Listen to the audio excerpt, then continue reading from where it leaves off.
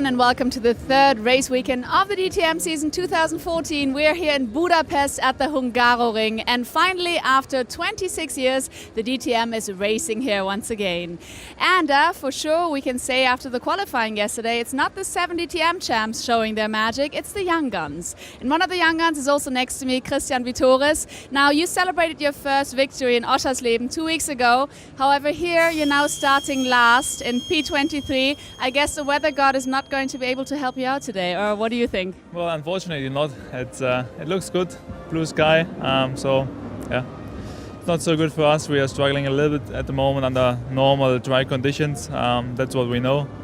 We're working on that problem, but yeah, it just takes time, and yeah, the target must be to be competitive at the end of the year again, and hopefully we're not losing too many points this weekend, and nose rings should be good for us, and yeah, I hope that we just keep scoring some points here, and then we go on from there. Thank you very much, Christian. Best of luck for the race today. And Christian Vitores took us for a lap this morning. Check it out.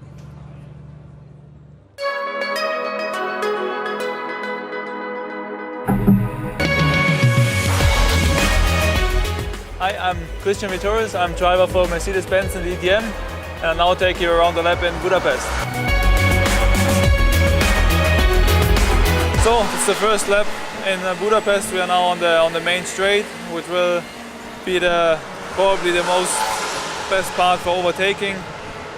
We're just exiting the first corner, up to 5th gear. We're now going into the left-hand corner, which is the 2nd gear corner. It's pretty much down the hill, so it's very important to get the apex right. Carry the speed. That's a right-hander, which should be easy flat under normal conditions. It now goes up the hill into a very fast left-hander, and back in the right-hander. Now we're coming to the slowest part on this track, which is the chicane. 2nd gear, get the apex right. And now it's into the combination left and right, and the next one will be left as well. It's very important to get the apex right, to not make any mistakes. Carry the speed into the right-hander here, which is a very fast one. And yeah, now we're going into the last sector, which starts with a very slow right-hand corner, and only 2 corners left. We now can see the paddock up there. This one is the pit entry, which we use for a good lap time. Last corner, carry the minimum speed, it's very important here, and then of course go early on full throttle again. And that's it. There was 1 lap in Budapest.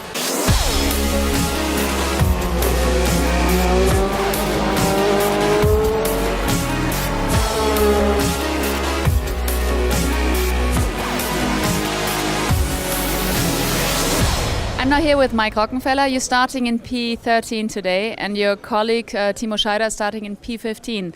In other words, it doesn't seem to run really smoothly in your team. What is the problem exactly?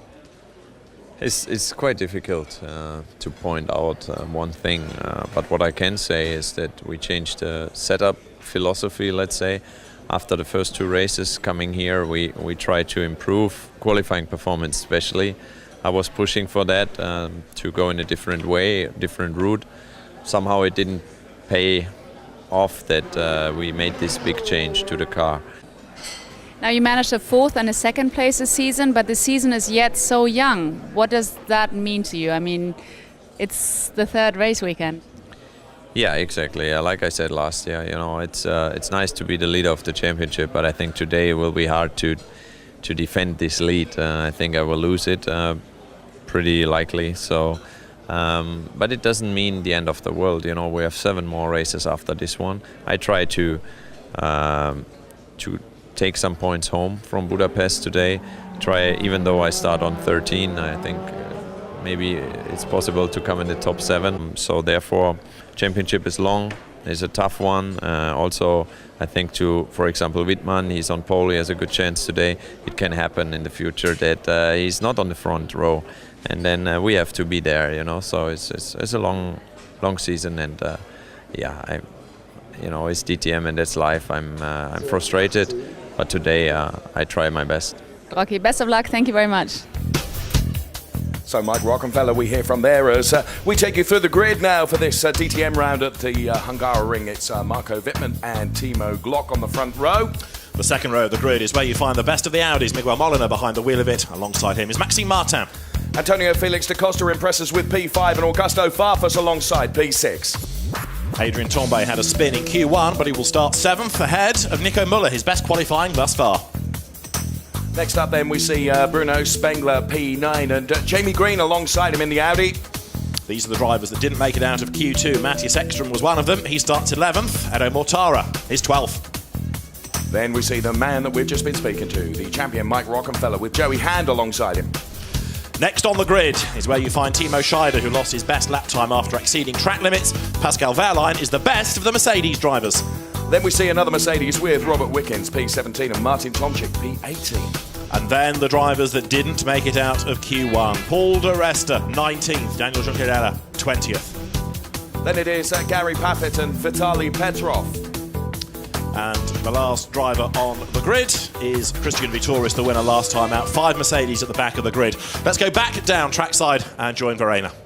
Yes, I'm here with Marco Wittmann, who's just being strapped into the car. Marco at the moment is second in the championship and in pole position. Obviously the best position. I'm pretty sure that he is confident. Let me just ask him. Marco, at Oschersleben you were also starting in pole position, then a lot went wrong. How confident are you that today you might ace the race? Well, I'm pretty confident. I think in Oschersleben we were a bit unlucky. But today I think weather stays dry and I think we have some more luck. So I'm really looking forward to the race. All right, well, best of luck. Thank you very much, Marco. So ready? And back to you guys. Thank you very much, Verena, doing her level best to get Marco Wittmann for us there. Now, this Hungaroring circuit, David Addison, it's tight, it's uphill, it's downhill. There are not very many opportunities for overtaking. One of the few opportunities is just off the start-finish straight into turn 1. If Marco Wittmann gets this absolutely right and gets away, the melee behind him, because that's where we're expecting the action to be. You're right, Dave Richardson, absolutely the case. If he can get a good start, it's a staggered grid, of course, in the DTM. He's a car length up on everybody else anyway. If he can convert pole position into a good getaway, he will lead into turn 1, and hopefully any drama will be behind him. But getting a good start is easier said than done, yes. And this is such a competitive category. Now, what we also have to factor in is how good BMWs are around here, and the fact that to begin with we're going to have 2 races, one for those on the option tyre, which is the quicker, and those on, if you like, the prime tyre, the standard tyre. So there'll be 2 little battles to look for. Pit window here, let's do that next. It's a 41 lap race, and the pit window will come after lap 14 and close on lap 27. Now, the most you can use your option tyres for are 19 laps, so those that start will run to lap 19, and those that will run them second will probably pit on lap 22 in order to get 19 laps out of them towards the very end of the race. So we've got that little battle to look for as well as we get ready for this third round of DTM.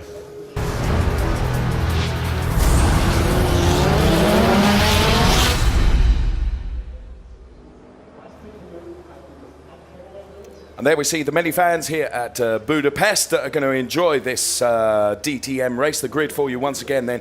Wittmann and Glock going on the option tyres with Molina as well. The first to show on the standard tyre, if you like, is Maxime Martin there, the BMW driver P4. Then it's Antonio Felix da Costa, Farfus, Tombe, Müller, Spengler, Green, Ekström and Mortara.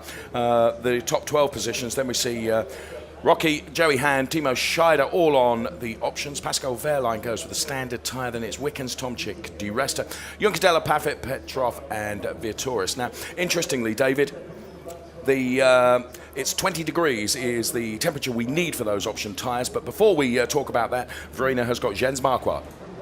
Yes, indeed. Jens Marquardt, in Oschersleben it was rather disappointing, but here in Budapest the race weekend is looking really, really good. You've got 5 BMWs in the top 6. Are you looking forward to a victory?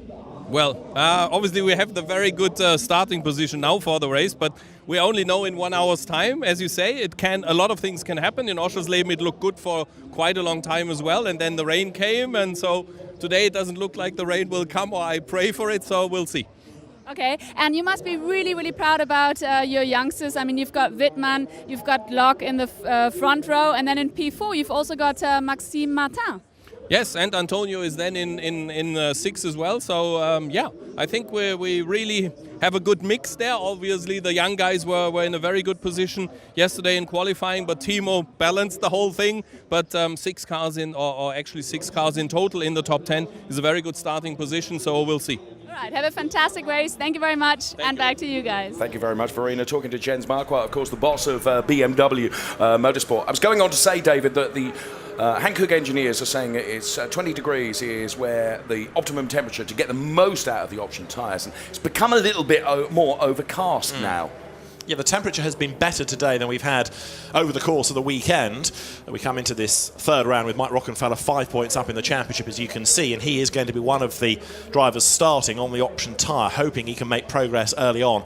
But the temperature, if it has dropped a little, is going to affect it. Having said that, of course, the tyres will get warmth in through natural use anyway over the first few laps, so that should help as well. Maybe not off the line, but I don't think it's going to be short, if it is much short of those 20 degrees. I think the option tyre should be good to work in this. And the leading driver who's going to start on the prime is Maxime Martin, so the battle between him, Farfus and Tombe will be interesting over the first few laps, and to see how many of the others they can keep behind them. At Ottersleben, it was a bit of a rogue race because we had the rain falling as well. Here, there's one line, and overtaking is not that easy. So it might be easier for those on the prime tyre to hang on to a good overall place. Can we talk about the circuit here, David? Because you and I did a track walk on Friday when we arrived, and we've seen in every category that's raced here as part of the DTM weekend that the track limits rule has been ruled with a rod of iron. A lot of people being warned about exceeding the track limits, and parts of the circuit are very narrow, aren't they? They are. I mean, that's one of the downsides of the circuit. The drivers love it. It's a real challenge. It's got some good mix of corners in it. But yes, it is difficult in terms of overtaking. And it is very undulating. There is one line. And the track limits at turn 4, which is a fast left as you go uphill, and turn 11 towards the end of the lap where you can run wide. It's a fast right-hander. That was where yesterday people were losing lap times in the qualifying session because of exceeding the track limits. The same in the race. If you're seen to gain an advantage or do it repeatedly, then there may be drive-through penalties to come, and a penalty of that nature is going to be about 20 seconds.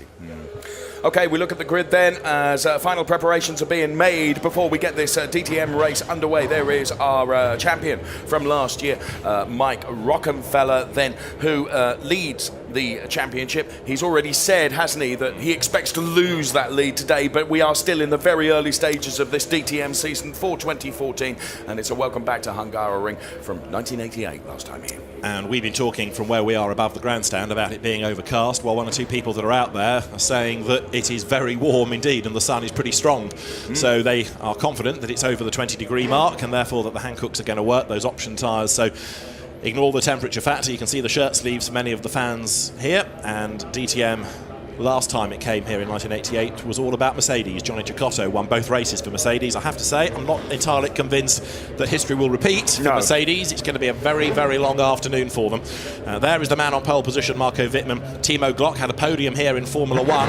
Not many of the old guard, as you might say, of the DTM will have raced here before. Those that have come through Formula 1, GP2, GP3 will have done so in junior single-seater categories. We have a very slow Maxime Martin off the grid. Those are the reasons that the yellow flags wave. Maxime Martin was very slow away. Now, not everybody overtook him, but Bruno Spengler has stalled as well. Does he get away last? No, not quite. If everybody goes past you, you must start at the back. If you are able to stay ahead of at least one car, you can weave through and retake your grid position. But interesting, 2 BMWs bogged down on the green flag lap. Are we going to see something similar at the start? Just to go back to my track knowledge bit for a moment. As I say, those that have come out of junior single-seater racing have been here more recently to race. Yes, but everybody was here for a long test pre-season. Antonio Felix da Costa, as an example, somebody who won both his GP3 races here a couple of years ago. The likes of Matthias Ekstrom haven't raced here, but they did so many miles in testing. Shouldn't be an issue. Any professional top-line driver can go to a new circuit and get used to it pretty quickly.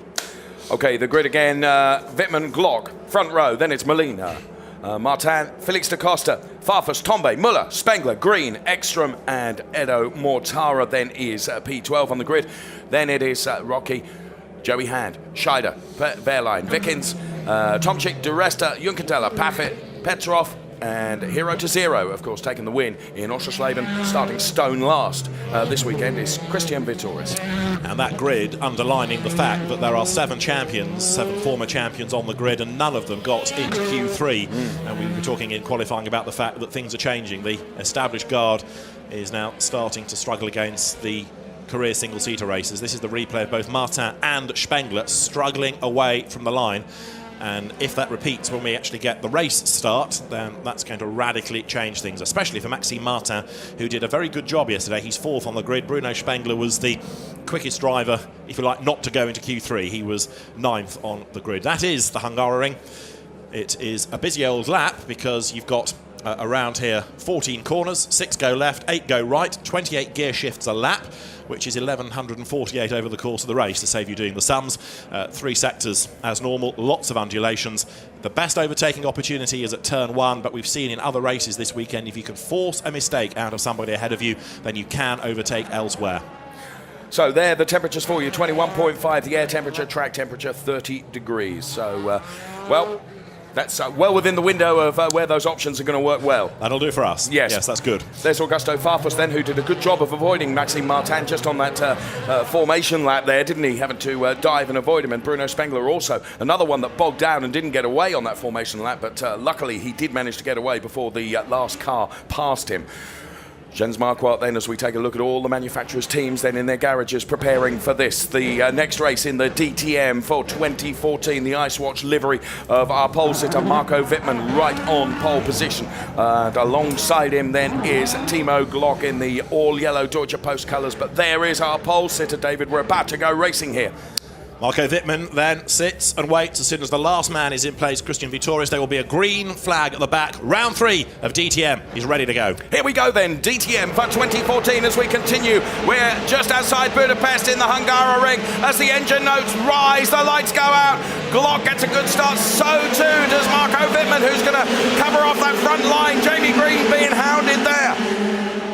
So Marco Wittmann, I think, has done just enough to get ahead of Timo Glock. Brilliant start from Timo Glock as they go into turn 1. Marco Wittmann leads. Have a look at Spengler because he's up to 4th round the outside. Tombe made a slow start and got mugged, and also slow away was Miguel Molina from 3rd on the grid, and he's gone backwards as Glock tries to have a go at Wittmann. He needs to make the move early while the field is compacted. In 3rd place is Da Costa, so BMW's 1st, 2nd, 3rd, and off goes Jamie Green. Farfus has made a slow getaway, and Paffett spins in the pack. So Scheider off as well. We saw Scheider going into the gravel there, and Gary Paffett turned around.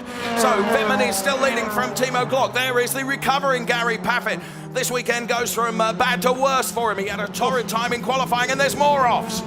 Ekstrom round wide. I think he took Tomczyk with him as the 2 leaders then accelerate towards us. It's BMW's 1st, 2nd, 3rd and 4th. Mike Rockenfeller's on a bit of a mission at the moment as well as he tries to work his way through the ranks.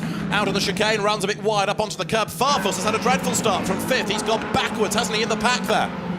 Yeah, you're absolutely right. Farfus doing his level best to try and make up now from that dismal start. So Wittmann from Glock, and here come the 1, 2, 3 then. It's Wittmann, it's Glock, and it's Antonio Felix da Costa. And, well, what about this for BMW? Spengler 4th, but under attack. Look, he's lost the plate in the background because up on the inside is the recovering Miguel Molina. He didn't make a great start, but he's gone 4th. 5th is Spengler, 6th is Maxime Martin, so 5 out of the top 6 are BMWs. Molina at the moment sort of having this sole role, isn't he, as the Audi representative up there against the hordes of BMWs around him. So as one lap is completed, we're watching the remainder of the pack then come through. And Vittoris there we can see, but this is our race leader, Marco Wittmann, then it's Timo Glock, then it's Antonio Felix da Costa. And now Martin loses a place there, David.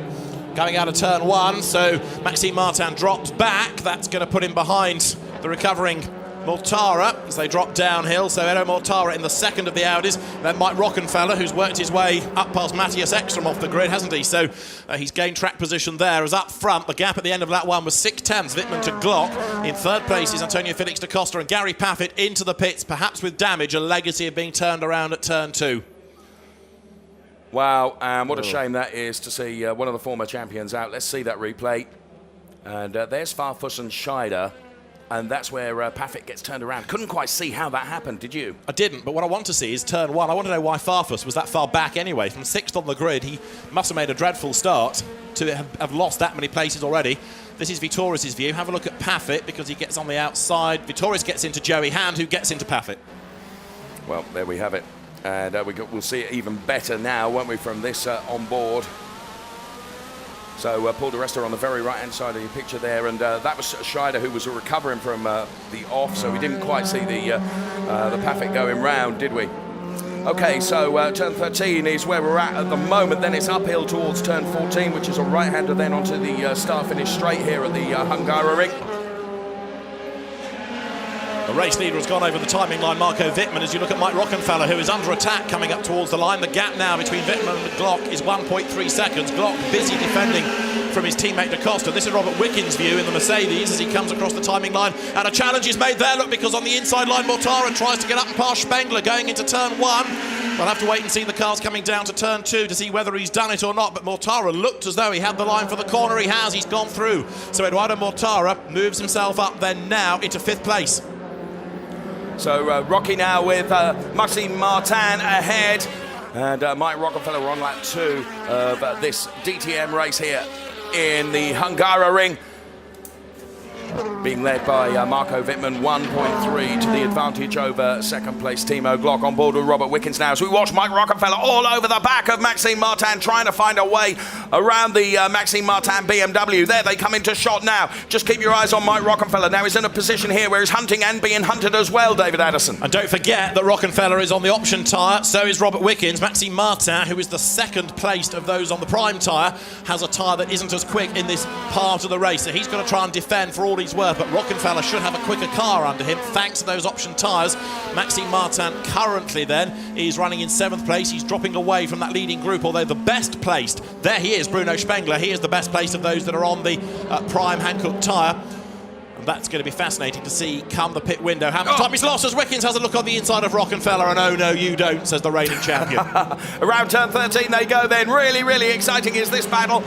And DRS enabled now, David. Robert Wickens there takes a different line to Mike Rockenfeller now. Tries to set himself up as they go down the start-finish straight. And look at that. With the benefit of the DRS, bosh. Job done. And Martin has just been warned about exceeding the track limits as well, so not a great lap for him. He loses track position, and there, look, challenging under braking as well is Paul di Resta. He should do it. He's on the option tyre. He goes through. Martin Tomczyk is on the option tyre as well. So you see now how these tyres work. We're going to have the reverse of this late in the race when everybody switches onto the other tyre, and in theory those that lose out in part 1 should come good in part 2 of the race.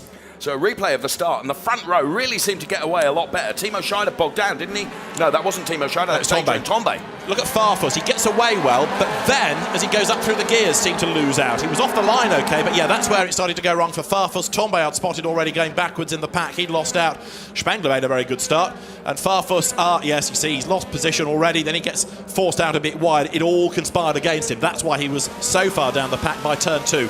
Jamie Green gets hung out to dry there by Edo Mortara, who we're on board with. There's Mike Rockenfeller dicing through the pack there, and Mortara goes right to the outside, doesn't he, to try and go the way around of Augusto Farfus, and seeing it from an onboard camera angle as well.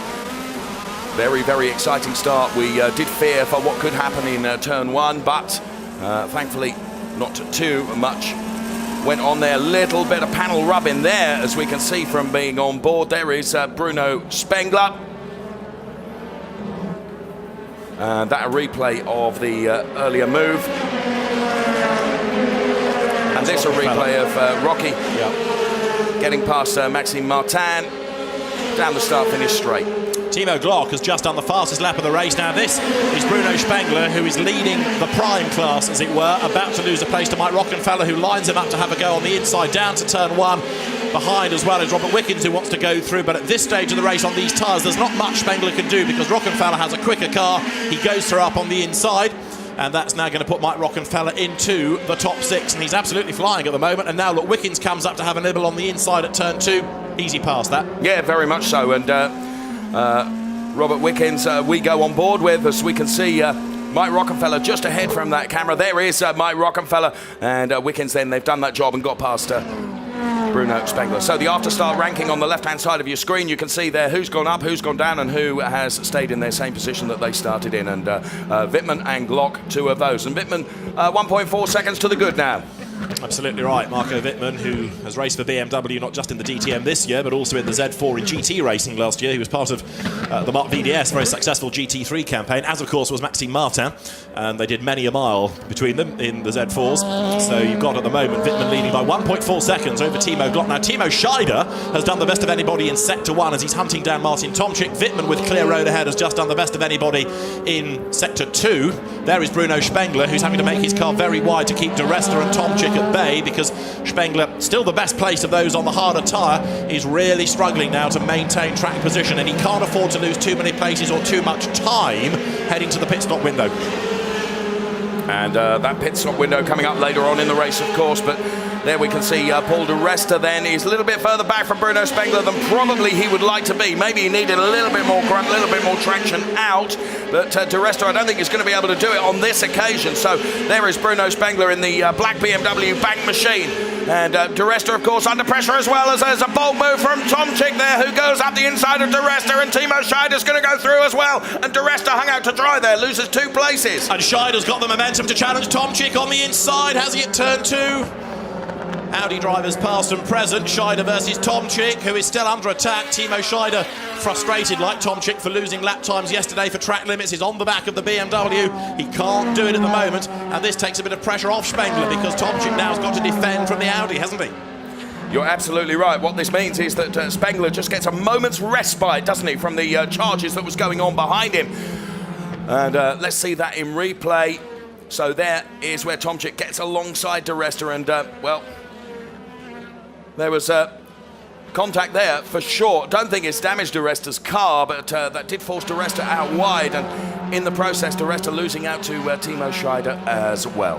Gary Paffett, incidentally, still in the pit garage, so there must have been damage caused as the result of that contact, and so he is in the garage and I fear out of the race, as now Martin Tomczyk lines up Spengler on the inside. Now Spengler's got to manage this well, hasn't he? He can let the BMW go, but he can't afford to let Scheider have a nibble at him, and so Spengler has done it well. Tomczyk for BMW goes through. Scheider for Audi mysteriously finds that Spengler's car grows in width and he can't find a way around on the outside there, and he gets right into the back of him at turn 14. That unsettles Spengler, but I think in fairness to Scheider, he backed out of it. He could have capitalised on that, and he didn't for fear of penalty. And so as they come over the timing line, nose to tail they run, still 9th and 10th. Spengler ahead of Scheider, with De Resta lining up behind them. Now Scheider pulls to the inside with the DRS helping him. Look at it, bouncing and bouncing as he breaks for the corner. De Resta goes for the inside as well, but Spengler defending well here.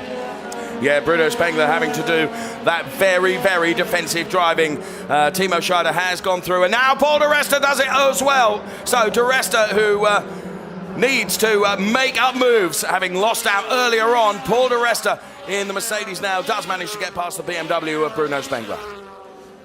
This is the replay. Timo Scheider up the inside as they head down towards turn 1 on the bumpy part of the circuit. Flame spits out of the side, and he makes that move. So Scheider up into 9th place.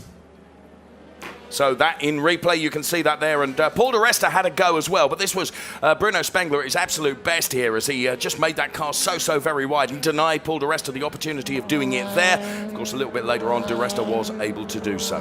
Okay, lap 6 of 41. Wittmann is leading with a 1.6 second margin over Timo Glock. Mike Rockefeller in screen there for you in P6. Then it's Robert Wickens, who is P7. Then we see Tomczyk, and there is Bruno Spengler.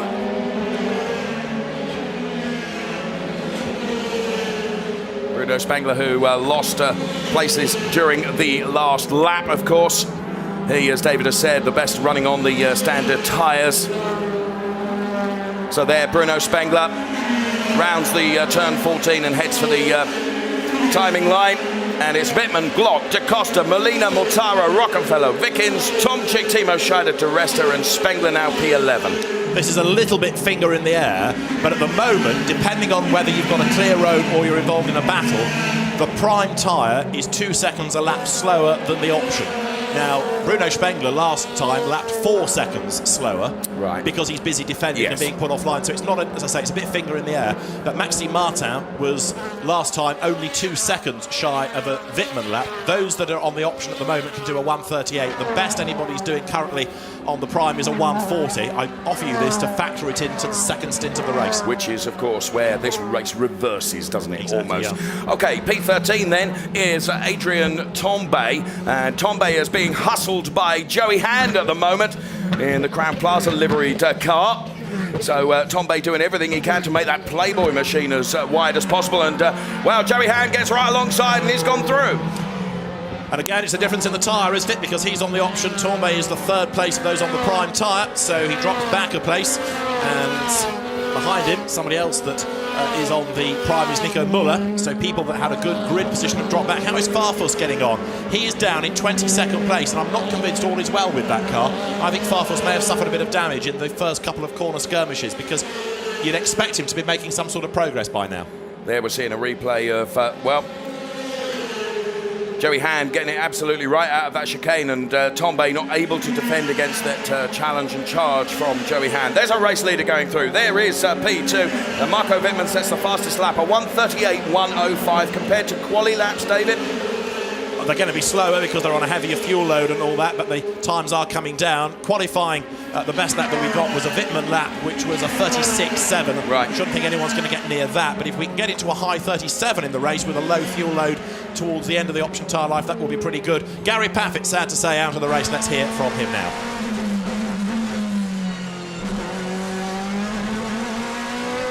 Who looks absolutely furious. You were shaking your head looking at your car. Was it just bad luck that Joey Hand knocked you out, or what happened? It's not bad luck, it's just bad driving. I mean, he just drove straight into me. I've never seen so much damage on a car that's just been hit by another car. It's ridiculous, it's dangerous. So if he doesn't get a penalty, I don't see any point in having rules, because it's stupid what he did. And do you think there's going to be any consequence in regards to Joey Hand, or is it now for you really just bad luck? No, it's not bad luck at all. He's an idiot. It's a stupid move. I mean, the speed he was carrying, it was ridiculous compared to everybody else. So if there isn't consequences, then I say there's no point in having rules, because what he did is stupid. So. All right, thank you very much, Gary Paffett. Clear words from Gary. Back to you guys. Thank you, Verena. Well, it's not very often you see Gary Paffett so angry, so animated, and here he is saying that the move from Joey Hand was stupid and that he should get a penalty for that. And what was interesting is he has not seen so much damage on a car that has been hit. So, well, clearly it did do some severe damage because it's had to retire the car, David. But it's not very often you see Gary that angry. And in these very PC days, it's not often you hear a driver be so outspoken as well, and about a rival. There's nothing on our timing screen to say that Joey Hand is under investigation, so whether Mercedes will take this to the stewards themselves, we'll have to find out.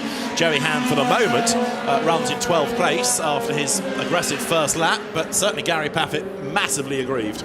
Yes, and justifiably so, perhaps. There doesn't appear to be anything wrong at all with Joey Hand's car, does there? In terms of, you know, all I'm doing is picking up on what Gary said there about the damage that's been inflicted upon his car. Well, you know, we're not seeing any damage at all on Joey Hand's, because he's, you know, he's driving, he's in P12, he's overtaking cars, so, you know, it seems almost odd that there can be one car so damaged and one car with not a scratch on it. Indeed so, and Joey Hand, just because he's on the option tyres, got ahead of Bruno Spengler. Now, Spengler is being caught by Maxime Martin. This is the interesting part now, because there, look, you've got the two BMWs effectively nose to tail for the lead of what you might call Class B, for those on the prime tyre. And earlier on, there were many cars between the two of them. Now, Spengler is, only a couple of lengths up on Maxime Martin. And if Martin can get ahead of Spengler before the pit stops, then this becomes interesting. Well, as Gary was saying, or Verena was saying to Gary, rotten luck.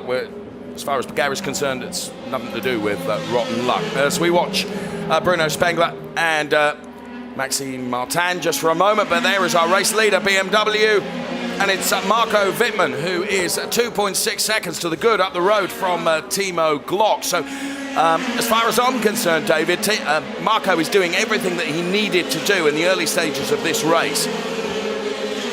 Yes, he's not done anything wrong, and he's built a modest gap of 2.6 seconds. As you look at Timo Scheider here, who is battling with Martin Tomczyk. This has just changed, in fact, for 8th place. Scheider has just got himself up past the BMW. We saw them nose to tail a few laps ago. Now we've had that change. Scheider is getting away, having taken the place. Look, he's just starting to gap the BMW. So Timo Scheider there in the all-black machine. And this is how he did it. That car of Scheider's doesn't half bounce around under braking on that inside line, does it? We saw it earlier on in the race. Through he goes. In fairness to Tomczyk, he gave him racing room. He knew there was a quicker car coming up, and through he has gone. Okay, our race leader Marco Wittmann then. And there is Timo Scheider. Oh! He's got a big problem. As though something has broken. Something has gone terribly wrong with Timo Scheider's car. Just saw it whale-tail, didn't we? The back end let go.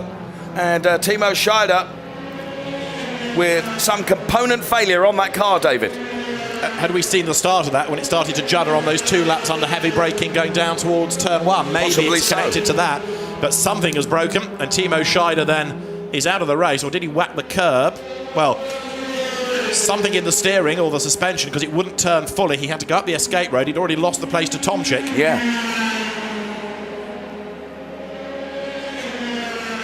That was the start of it. So he ran wide over the grass, lost the place before the chicane, got back on the road, and it just does not want to go in a straight line, does it?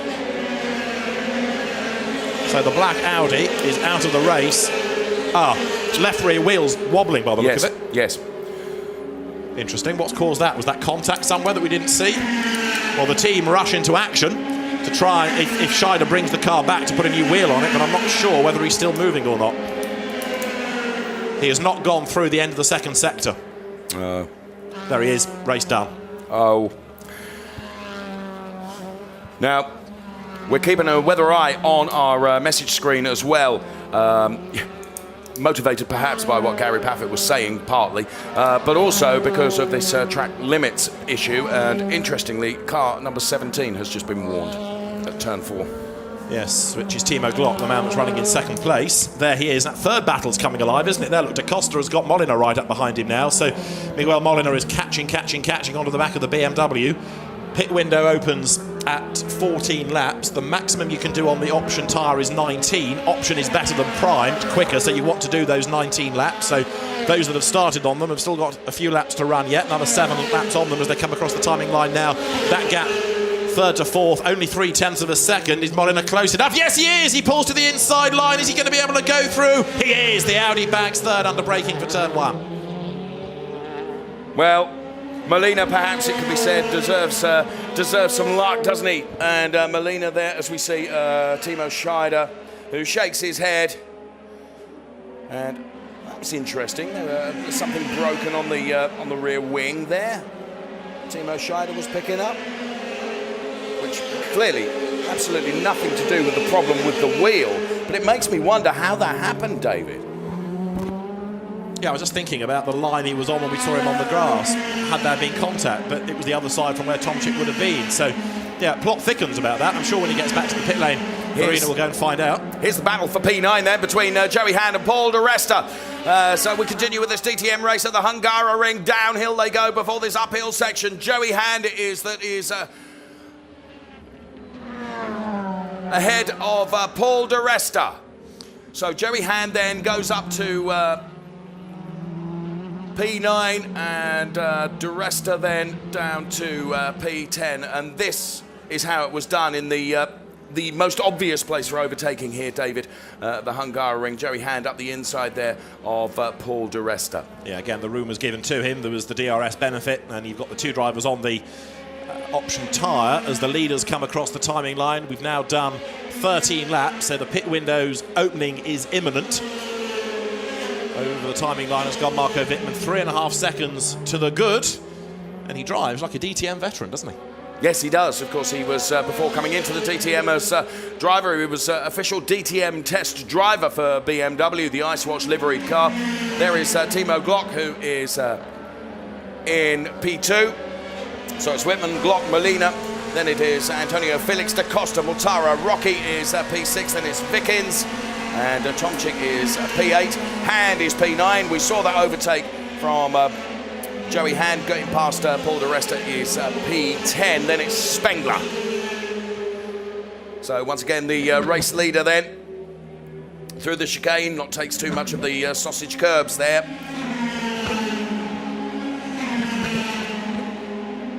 He's out on his own, isn't he? Timo Yes. Glock, likewise, is in no man's land because he's got a similar-sized gap over Miguel Molina, but Molina now is lapping quicker than Glock, so the gap second to third might well creep down before we get to the pit window and the pit stops themselves, which will be in the middle of that section of the race.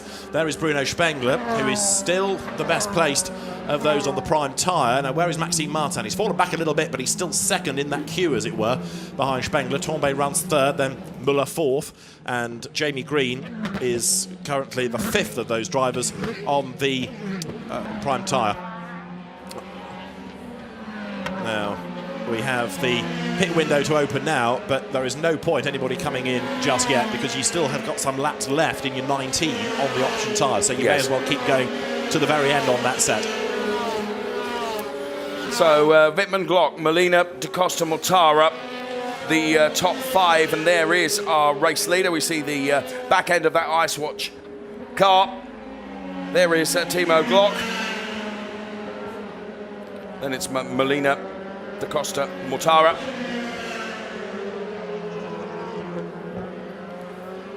So pit window open then. And of course those drivers that started, as you've been saying for the entire first part of this race, those drivers that started on the option tyres are going to want to get the maximum out of them, and they're going to need to do that, aren't they? Exactly right. Second and third is still worth watching as well, incidentally, because Molina is lapping quicker by half a second than Timo Glock, so he's bringing that gap down. It was 2.5, but it's going to be much, much closer by the time we get to the pit stops themselves. Behind fourth is Da Costa and fifth is Mortara, and this is the battle you're looking at now. That's only 9/10 of a second as well. Still, a prime tyre is about 3 seconds, 2.5 to 3 seconds slower than an option at the moment. Right. And of course, all those that are on the standard tyres get the opportunity to run the option tyre. And I just wonder if that margin, David, of advantage that the option tyres bring with a lower fuel load in the second half of the race might make a small difference. And were we to have a safety car, of course, as well, then you're absolutely in the box seat. But it's unlikely we'd get that here because of the amount of F1-style runoff that there is and the access roads that help to hoik a car out of the way if needs be. So there is Da Costa. He runs in fourth place. And Mortara behind him. It was 0.9 of a second last time. Further up the road, Molina has just taken another 3/10 out of Timo Glock. So second and third are getting closer, and it's 4/10 now. Da Costa to Mortara, who run fourth and fifth. And it could well change, Dave. Yes, here comes up the inside then, executed absolutely perfectly. And Antonio Felix Da Costa there losing out a place. We're on lap 15 of 41, and Antonio Felix Da Costa just has another little look, but is never going to be able to do that. Wow. Well, there have been plenty of overtakes, David, in the and this is what it's like on board with Edo Mortara as he did it there. And once again, Antonio Felix Da Costa, gave him plenty of room. No point doing otherwise, was there? No, not at this stage of the race. So we've had that reversal between them. Bruno Spengler has just gone across the line, and he is 36.7 seconds back. So that's... Sorry, I'll tell you a lie. He's 44 seconds back now from Marco Wittmann. So that is the margin between the leader and the best of those on the prime tyre. It's going up all the time, of course. There is Marco Wittmann. So Wittmann is going to stay out there for as long as possible, isn't he? Yeah, and Spengler effectively would have to go to lap 22 in order to maximise 19 laps at the end. So that means you're going to have a crossover where you've got Wittmann on new primes and Spengler on worn primes. And it'll be interesting to see what the lap times pan out like at that point. Okay. So we're watching our race leader, Marco Wittmann. The analyst alongside me, David Addison there, trying his level best. I mean, back to Oschersleben, you got it so very right. So here comes Marco Wittmann. And ready to turn into turn one as we look at Mr. Abder on the pit perch. And, well, Augusto's garage and beginning to ready themselves, aren't they? They are. Both the Crown Plaza logos and the Castrol Edge logos, which means it's Augusto Farfus and Joey Hand. There is Marco Wittmann. We're on lap 16 of 41 DTM here at the Hungaroring. And Wittmann with a 4.5 second advantage over this man who is in second place, which is Timo Glock. And in first then, here comes Joey Hand. But crucially, David, one of the Deutsche Post runners running down the pit lane at the moment. Good spot, Dave Richardson. So there could be a penalty looming as Joey Hand comes in, and that's at the end of lap 16, and that's early. Yes. And that makes one think that the option tyre can't go to 19. It might just be losing its edge. So dice rolled here by BMW to put that car onto the prime tyre early. Well, we will see what happens with Joey Hand. He's back out once again. Our race leader we pick up, and there is our P2 driver Timo Glock, and still maintained at 4.5 seconds between Wittmann and Glock, and then further couple of seconds back to Molina. On board then with Augusto Farfus. Well, we saw the guys coming out of the garage getting ready, didn't we? Yeah, indeed so. So they've turned both cars through on the same lap, haven't they? The Racing Bart Mampe team. Where are the tyres? Where are the tyres, David Addison? What is going on? They've done the fronts, but there's nothing going on the... Oh. And now here comes Antonio Felix da Costa into the pit lane as well. Well, that was a real botched stop, wasn't it? It was either they weren't expecting or they were trying to look for damage or something because of his dramas on the first lap, but that's cost him a lap, I fear, as we've got then now back into the race Antonio Felix da Costa. Now has been the highest placed thus far that has come in, but again that's relatively early after 17 laps. Well, you know, what can we read into this? You know, maybe the options are not lasting or performing as we would like.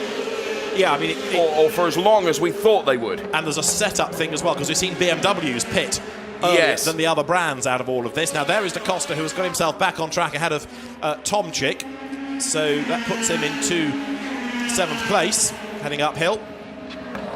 Martin Tomczyk, former champion, running a little bit wide there, going out of turn 4. OK, Wittmann is on lap 18, and he's 4.7 seconds to the good. He's 48 seconds up on Spengler. Indeed, 48.2 seconds up on Spengler. And here is where Timo Glock is being caught by Miguel Molina. So Timo Glock in the Deutsche Post yellow BMW. Then it is Miguel Molina in the Audi there, the Audi Sport liveried car. He is really beginning to hustle Timo Glock now. So head up towards turn 1. And Molina, is he going to dive up the inside? Well, Timo Glock covers that line, doesn't he? So Molina has to go to the outside, which is not going to work, I don't think. Was Glock's exit compromised? Maybe. Molina gets alongside him here. It's a drag down to the next turn. They are absolutely side by side, but I think Molina has done enough. No, he hasn't. Timo Glock locks up, and Molina runs wide as well. Now Molina goes through. He's done it, and that was all because Glock made a small error and ran wide, and Molina got the cut through. So he's gone through, and he's up now into 2nd place. And look at him pulling away, as there is Rockenfeller, who on lap 18 has gone onto the primes, and Tomczyk is in as well. So he goes onto the prime tyre on lap 18, and Molina now needs to get as much real estate between him and Timo Glock as he possibly can. Okay, we're on lap 18 of 41, as we saw that all happen in front of our very eyes there. Timo Glock tried to cover it off, and Timo Glock got just a bit wayward there, as we see a replay of that now, and that's where the contact was made. Lock up there from Glock, and I guess he was hoping that Molina was going to run wide with him. What Molina did was get the switch back, and that was enough, wasn't it? He was able to go through then, and Glock couldn't defend. He couldn't cover off that line. Glock's mistake, brake too late and scrabbled round the corner, but good driving by Molina. Quickly worked out what he had to do to, as you say, use that switch back. And Wittmann's team ready for the race leader then at the end of lap 19. This is we're going to have everybody else on the option tyre into the pit lane. There is the race leader, and as he comes in, he's 49.4 seconds ahead of Spengler. Right, Marco Wittmann, and this is one that they need to get absolutely right, isn't it? So Molina comes in as well. So too Glock. So diving in now. Wittmann, the clock is on. 3-second stop. Oh, out ahead of Timo Glock, pulling into his garage area. Molina a 3.1 stop. And he stays ahead of Glock, so he's kept track position. Yes. So it's Wittmann, Molina, Glock, as they were when they came into the pit lane. Mortara has pitted, and he's got right onto the back of Thibaut Yes, Glock on he the pit has. stops. That is the new battle now that we have Glock versus Mortara for third place of those that have made a stop. So we're on lap 19 of 41 then. And Timo Glock then, who has been in and done the stop.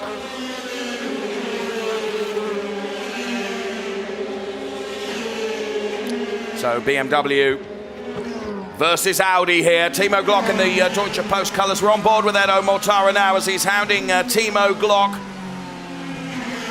Takes a slightly tighter line in there, does Edo Mortara.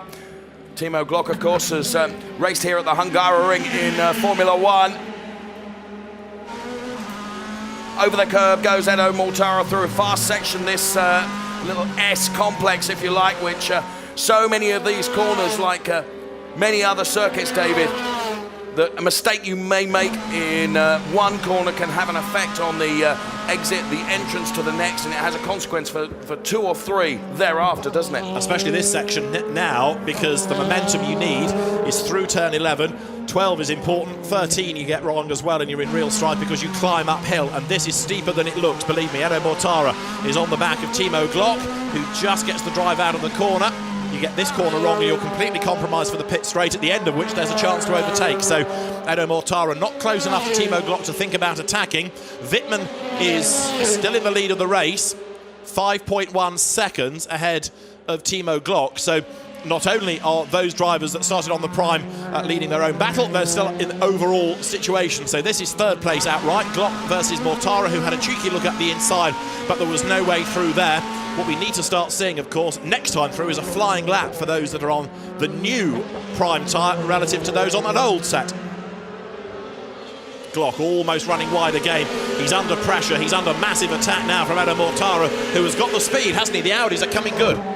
You're absolutely right, they are. Edo Mortara all over the back of Timo Glock now, and Timo having to metaphorically put his elbows out from the BMW then. So as we continue to watch this battle, we're just short of half distance in this DTM race at the Hungaroring.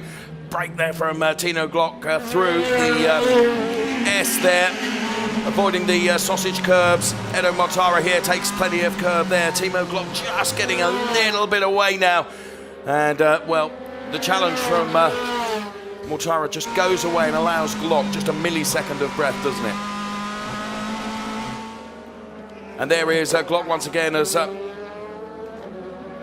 there the Audi colours of Edo Mortara. We're on board with Edo Mortara, looking through his windscreen now as we go around turn 13, heading up, and this very uphill section as well. You don't necessarily appreciate the uphill stretch here into turn 14. Then it is the start-finish straight. Timo Glock now, lap 21 of 41. So we see Molina go through, and now here comes Timo Glock, and Edo Mortara I don't think is close enough. Down towards turn 1, and although next time around you can expect people to change from the prime to the option, bear in mind that an old set is at the moment looking 1 second a lap slower than a new set. So Spengler and the others losing time. Now they come in. So this is everybody else into the pit lane. And as Bruno Spengler comes down the pit lane, he's 35.1 seconds back. So, of course, the gap came down a little bit. It'll now go up once again because of this pit stop. It'll inflate. So at the end of the next lap, we can see what it really is and where we go from there.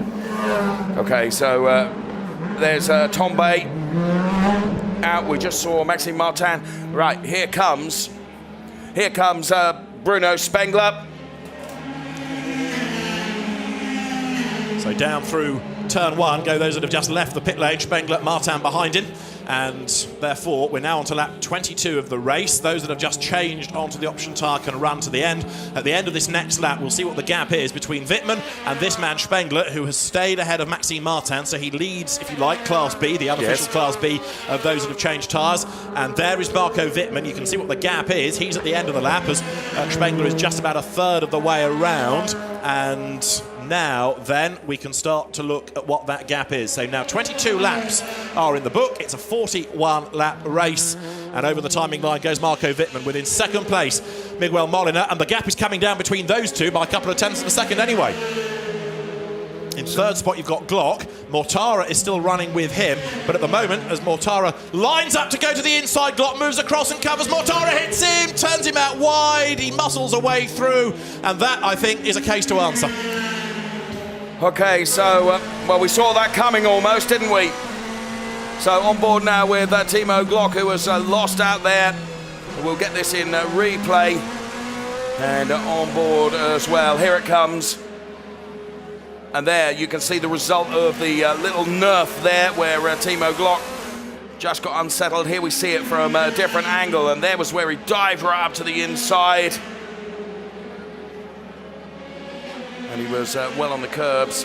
Edo Mortara here, well, I suspect the race stewards will be taking a look at that. And you can see there the reaction from Timo Glock from inside the cockpit.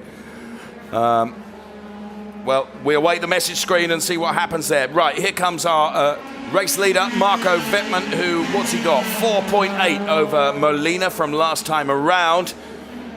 So he's DTM here at the 4.3 kilometer Hungaroring circuit. Around turn 13 goes Marco Wittmann. There you can see a little bit better just how uphill this section is into turn 14 before it is the start-finish straight here. And there is our P2 driver. So there you can see on screen, 51 seconds between Wittmann and Spengler. There is Spengler. Behind Paul de Resta at the moment. We'll dispose of him pretty quickly, I suspect. So in the all-black BMW bank colours, Bruno Spengler here with Paul de Resta ahead in the AMG Mercedes. And not huge opportunities for overtaking here at the Hungaroring circuit. And around turn 13 goes Bruno Spengler, right in the boot of Paul de Resta, jolly near, and as he tries to dive up the inside to take him around turn 14. Now is when Spengler will for sure do it. There is Paul de Resta with the Mercedes and the BMW machine of Bruno Spengler, and the Mercedes seem to have the grunt in the uphill section, but now is where Spengler is going to dive up the inside surely. And Paul de Resta, of course, gives him room to go through, so Bruno Spengler ticks Paul de Resta off the box. Maxime Martin has just done the fastest lap of the race. Now, of course, those drivers on the option tyre now are quicker, but they've got to work their way through traffic. And Bruno Spengler on that last lap only caught by a tenth of a second, so he's losing time. This was Glock getting it wrong and losing out to Mortara, so we've had the change for third place. From earlier on, Mortara clatters up the inside and goes through, so Timo Glock getting in the wars in this race, isn't he? But he's not very amused about that rather physical way that Mortara came past him. And Mortara then up into third position. Now, as you can see, Timo Glock's car perhaps a drop into the clutches of Antonio Felix da Costa. The way that Spengler has started this stint suggests that he's going to run out of laps. Right. I'll keep monitoring it, but I'm not sure there's enough of the race left unless Spengler really starts to hack away at more than 2 seconds a lap, and some of that's going to be down to traffic. So we're looking at some of the highlights of the race. Joey Hand and Augusto Farfus being amongst the early pit callers. See, Nico Müller has just done the best of anybody in the first sector, so clearly those on the option tyre with a lighter fuel load now are starting to work well, but is it going to be enough? That's what we need to see. So we'll start looking at a Spengler lap relative to a Wittmann lap, but of course Spengler still has to work his way through traffic. So some of these shots in replay for you. And the team congratulate themselves. And on board with Timo Glock. Pit lane ranking to the left of your screen there. Wehrlein, Wickens, Vittoris, Spengler, de Resta, Hand, Tomczyk, Wittmann, Molina, Glock, Mortara, Felix da Costa, top 12 in the pit lane ranking. Okay, Spengler lapping at the moment in the bracket that's bringing him down by about 2 seconds a lap on Wittmann, but he's going to run out of laps, so he needs to do something better than that. There is Marco Wittmann making his way up towards turn 14.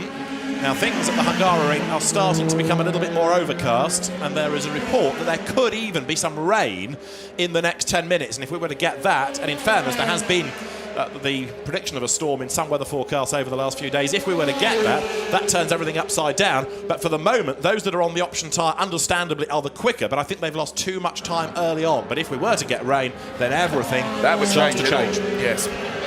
So there is Spengler, who is the man that's really, really having to battle here, and David Addison keeping a very, very close eye, not only on his lap times, but sector times as well from Bruno Spengler in the BMW bank car. Can see just ahead of Spengler is Joey Hand. There's Joey Hand going through in the Crown Plaza colours, and there is Bruno Spengler in the familiar BMW bank black colours. There's Joey Hand in P9. Then it is Bruno Spengler, who is currently P10, 25 of 41 laps. Okay, he's just lapped 2 seconds, 2.2 seconds faster than Wittmann, and Spengler has just done the absolute fastest lap of the race. So he's on it, but the gap is 47 seconds after 25 laps.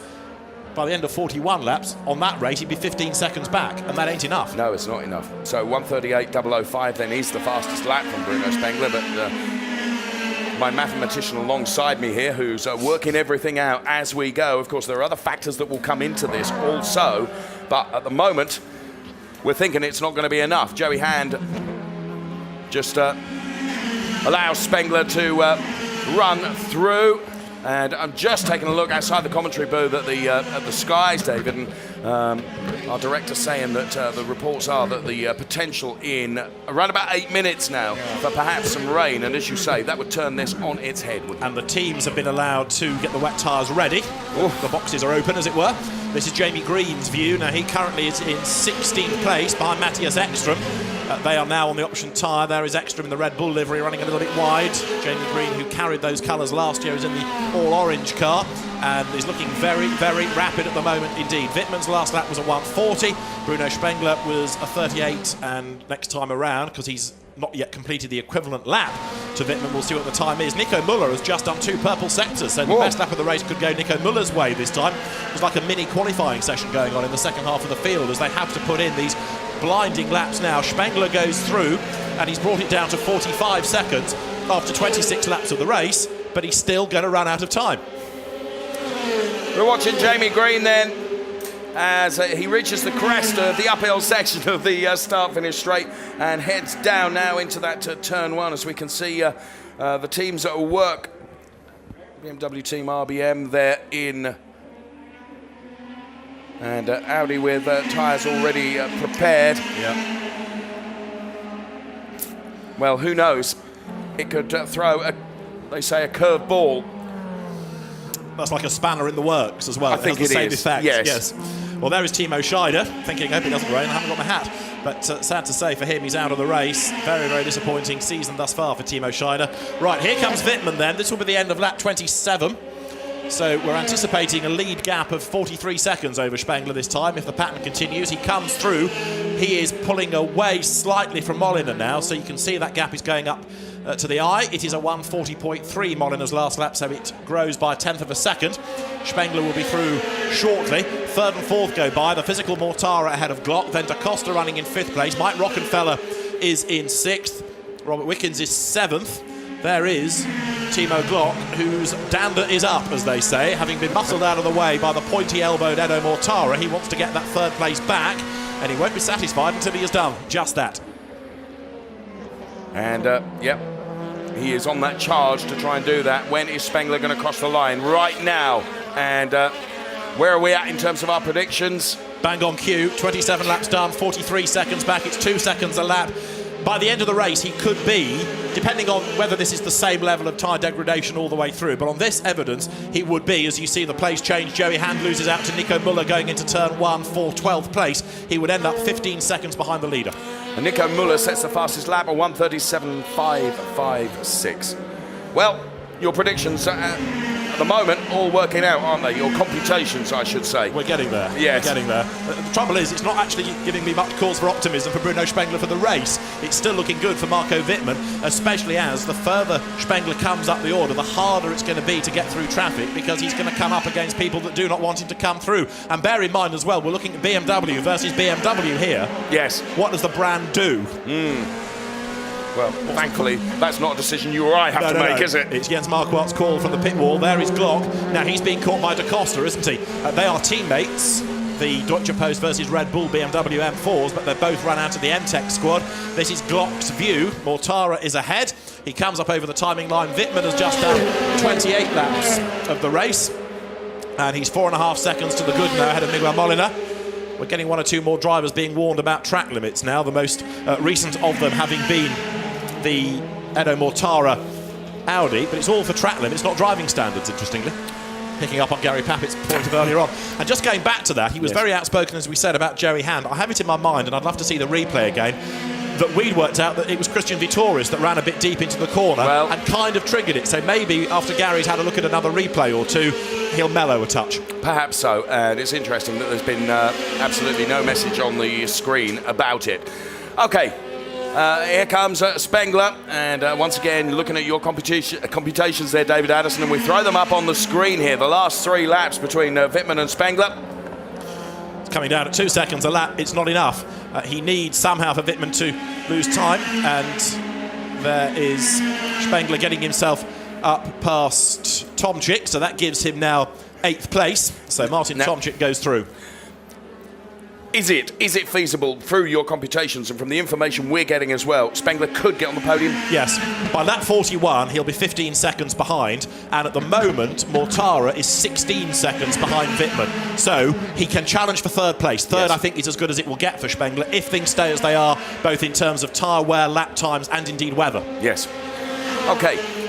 So we're watching Bruno Spengler. We're at the Hungaroring for DTM 2014, the BMW bank car of Bruno Spengler then, who is currently, well, the lap times we've been bringing you every single lap, and the margin between Spengler and Marco Wittmann. And we don't think there's enough laps left in the race for Bruno Spengler to be able to challenge for the lead, as Timo Glock had a real lock up there, didn't he? He's got him in his target sights, hasn't he? Let's be truthful. I think it's fair to say that Timo Glock is not amused with the way that Edo Mortara has driven. This battle is good as it is. It's going to be joined eventually, isn't it, by Bruno Spengler, who is wriggling his way through traffic. Spengler's next target is Robert Wickens. And what Spengler can't afford to do is spend too much time caught up in this battle between Timo Glock and the others as well. Yeah, absolutely right, and especially as they are BMWs but being run out of a different team. Spengler is a Schnitzer driver. These are the M-Tech cars.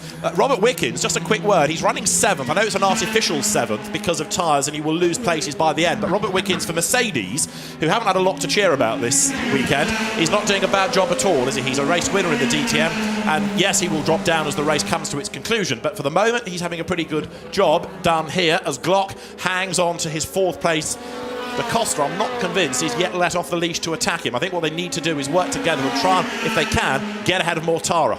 Right. So there we see Timo Glock, Mortara ahead, and of course Antonio Felix da Costa behind. You can see the Red Bull livery of Antonio Felix da Costa as around turn 13 they go up towards turn 14. Turning into that now, and now the start-finish straight here, lap 30 of 41. Wittmann, who leads and has, what's that, 4.1 over Molina. So that's come down. Yes. It's come down. And we're waiting for Bruno Spengler to come through in a few moments' time, and the prediction would be on this lap, which is the end of lap 30, he should be about 37 seconds behind. His lap times actually are almost being matched by Maxime Martin, who is behind him. So Martin is in a big hurry. I said 37 seconds was the prediction. Spengler is 36.9 seconds away. Will you forgive me a 10th? All right. Forgive me a 10th. I'm not far off. So actually that's a little bit more encouraging for Spengler, because he's going slightly better now than the 2 seconds a lap, and that's what he needs to do. 2.5 would be ideal to get him a little bit further up the order before the end. Okay. Well, this is going to be the fight, and this is what we are watching here. The BMW bank machine of Bruno Spengler, who on track is actually P8. But by dint of what has happened with the tyres, and of course those that have run the option tyres at the start of the race, and those that have been on the standard tyres, those roles are reversed as the tyres go around now, and Bruno Spengler is on the option tyres now. And he's going to run these, of course, to the end of the race. And it's whether he can get on terms and potentially challenge for for a podium. We think the win is not possible. That is, of course, unless other external factors play into it. Absolutely right. Now, I mean, if Wittmann and Molina were to get themselves together and squabble, they'd hold each other up. But it's still a big gap between second and third because of this fight we've had between Mortara and Glock. So the two leaders have escaped. There is Spengler. He's on lap 31, so the gap should hover around the 35-second mark at the end of this between Wittmann, who leads the way, and Bruno Spengler, who is... It sounds disparaging to call the best of the rest, but you know what I mean. He's the best of the second set of drivers now on the quicker tyre, and the lap time's underlining that the option tyre now is very much the one to have. There's Augusto Farfus, who's had a really miserable afternoon, and he's down in 20th place and effectively a lap down. He's about to go because there is the race leader. That is Wittmann. And Wittmann is going to be up amongst those back marking cars very, very shortly. Okay, you're giving yourself another tick in the box there, David Addison, because you're right, aren't you? Now we've got the gap down to 35 seconds between Wittmann and Spengler. There's a great little battle that's just going to cross the line, incidentally. Jamie Green, Matthias Ekstrom, Martin Tomczyk all running together. That's well worth watching for 12th place. Miguel Molina is losing a 10th a lap, so he does not seem to have the pace to go after Wittmann. Even though the gap has come down slightly on occasions, it's not consistent enough. Mortara is falling away behind. So the top two, I think, are pretty much there. It's for third place that the interest will be, and that is Spengler catching this train and working his way through. And even if BMW makes life easy for him to get past Acosta and Glock, there is still Edo Mortara's abnormally wide Audi up the front. Yes, that isn't going to be easy, is it? So we will see. We'll be on that battle very, very soon. Edo Mortara, Timo Glock then P3 and P4, and well, as you say, Timo Glock has still got, you know, a note in his book with regards to Mortara's conduct, hasn't he? And you feel that he wants that back, but yes. Whether he's going to be able to do that or not, of course, Antonio Felix da Costa is behind, and this looks, you were saying there, he's had a rotten afternoon. Augusto Farfus, it becomes even more rotten now as the car gets retired. Yeah, I mean, it should have been a decent race. The BMW's a good round here. He had a good grid position, but I think a legacy of getting involved in other people's dramas at the first couple of corners really did scupper the afternoon, and things have just got worse and worse and worse. This is third, fourth and fifth. Now this, in the fullness of time, is where you anticipate Spengler arriving on the scene. So third will be as good as it gets, barring disaster for the top two. Of course, we've been talking about the fact that Spengler is going to come up against Acosta and Glock, where he shouldn't meet too much resistance, it should be said. Marco Wittmann's going to be onto back market traffic as well, and he's got to, you know, he's got to weave through that, hasn't he? Yes, he has. I mean, he's still got enough in hand not to worry too much, and he'll be able to do it on the pit straight, I would have thought. If he times it right, the team will be telling him where slower cars are around the circuit. There's Vitoris to lap soon. Petrov is a further 12 seconds up the road, so he's not going to have too much to worry about, I don't think, before the end.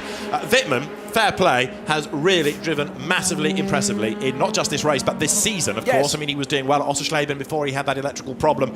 He was the winner first time out at Hockenheim, and he's not put a wheel wrong here. He leads Molina by 4.3 seconds, and that's creeping up all the time. I don't know whether this is relevant or not. You will tell me, but car number 15, who is car number 15? Of course, it's Edo Mortara, has had 3 warnings now for track limits. 3 warnings. It's not good, is it? No. I think the 4th is where it might start to get a bit more worrisome. And now he's under real pressure anyway from Timo Glock, who's got himself right back onto the tail of the Audi heading up to turn 14, Dave Richardson. Oh, let's see what Timo Glock can do here. He feels very wronged, doesn't he? So Timo Glock desperately trying to get past that Audi of Edo Mortara, and can Timo Glock do it? They're down the start-finish straight. Over the crest they go. It's the downhill section into turn 1. What can Timo Glock do here? Well, Edo Mortara in defence already covers that line off, so Timo Glock is going to try for the switch back here, but I don't think he's close enough to be able to do it. Do they get alongside? No, they don't. Antonio Felix da Costa is a spectator behind them, just watching to see what's going to happen between these two. But he can't take his eye off his mirrors as now Glock goes up the inside and makes contact with Mortara and forces him out wide. They're side by side, but Mortara still hangs on to the place. Like a dog with a bone, he won't let go of it, will he? But look at Rockenfeller in 6th place, because he's going to buy into this any moment. Absolutely. So we're back on board with Timo Glock then. There was contact between Glock and Mortara. Well, Glock will say that's nothing in comparison to what I had to put up with. So Timo Glock then still on that charge. But as you say, whilst these have been squabbling, it's held up Antonio Felix da Costa as well. And now Mike Rockenfeller is right on the back of them. He's currently P6.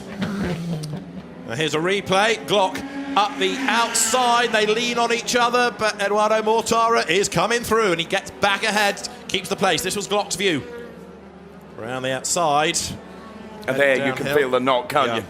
Yeah. Through our onboard camera there. There might be some discussions post-race between Glock and Mortara. Tell you what, though, it's giving us a battle we didn't really anticipate. No. It's gloves off between the two of them. But now Da Costa is going to have to make his BMW wide because Mike Rockenfeller in the Audi run by the Phoenix team has arrived on the scene. Heading uphill, this is the end of lap number 34. Wittmann still leads the way. The gap last time was down by a couple of tenths, interestingly, over Miguel Molina. And here you've got Mortara, then Glock, then Da Costa, and then Rockenfeller as they pour over the line. And you just see Robert Wickens into the picture as well. Mike Rockenfeller here on Antonio Felix Da Costa is not close enough to be able to do anything. But Robert Wickens is being passed by Bruno Spengler. Now, of course, Bruno Spengler is going to be on that warring pact in a moment, David. And what he does, you know, he needs to get through them as quickly as possible, doesn't he? He's dealt with Wickens right now. Trouble is, he's now, as you say, having to overtake more people and he's losing a little bit of time. We've done 34 laps. The projection was he'd be 29 seconds back. He's actually over 30 seconds back. So he's losing a little bit now because these guys, understandably, aren't going to give up position easily. No. Spengler's having to work harder for these places. OK, so Spengler is going to be up then on Rocky Da Costa. And this little pack here that is having its own little battle, isn't it? Yeah. At the moment, the challenge from Timo Glock has gone away a little bit. OK, he's 5.6 seconds off the back of Rockenfeller, so he'll get up with this lot before the end, but then life to work his way through becomes difficult but fascinating because he is on a better set of tyres, and let's see what he can do to work his way through this. A podium for Bruno Spengler is a possibility. Well, we'll see if he can achieve that.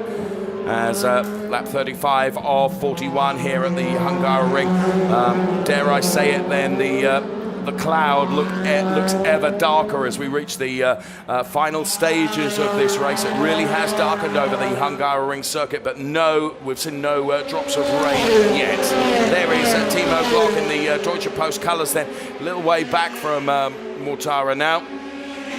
Spengler has gone through 28.7 seconds back. He is now struggling. In fact, his last lap, 38.4, yeah, he's 1.9 seconds quicker. So the lap time's not as good as they need to be. Now behind him, Maxime Martin is lapping still on the same sort of pace, but it's looking less likely that Spengler will even get third. That's Lapri as Wittmann sorts out Christian Vitoris. So that is what we are expecting to see because the Mercedes is towards the back of the grid, having lost its time early on. So Christian Vitoris, who is on the option tyre, even now, I'm afraid to say, can't do anything about the pace of a BMW that is on the prime tyre. Really, really disappointing for Mercedes, that.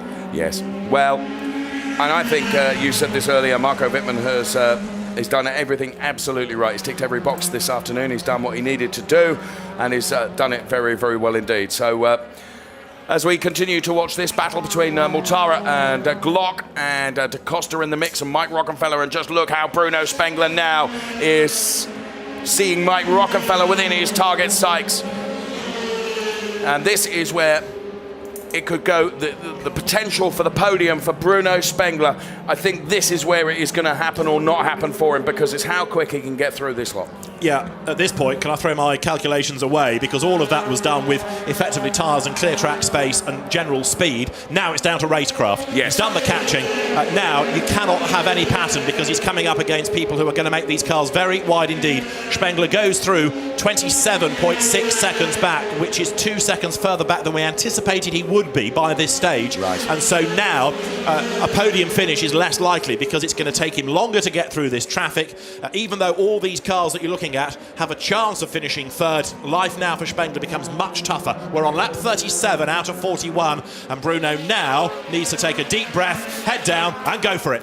Okay, so this is the battle that we're going to watch then, as Bruno Spengler first encounters Mike Rockenfeller ahead of him. And what can Bruno Spengler do to get past two champions here? The current champion is Mike Rockenfeller. Previous champion, of course, Bruno Spengler. Audi versus BMW. And Mike Rockenfeller, of course, is defending his track position. He's not going to let Bruno Spengler through. Spengler is going to really have to fight for this. You can see the darkening cloud above as we go through that chicane here at the Hungaroring. It's the left-hander now as they work their way around the lap here. Bruno Spengler all over the back of Mike Rockenfeller, just trying to unsettle him, but of course Mike Rockenfeller, hugely experienced driver, is not going to be unsettled by Bruno Spengler, that's for sure. He's going to be made to work for it, and that's exactly what Bruno Spengler is going to have to do here.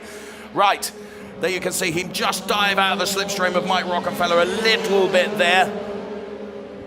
And look behind as well. Maxime Martin is trying to buy into this as well. Remember in the early part of the race how those on the Prime did defend. They're not a walkover. People don't arrive on the back of you and just breeze on by. And certainly late in the race, there's even more defence to be put up. So Mike Rockenfeller is certainly not going to roll over, is he? As you see there, Christian Vitoris out of the race.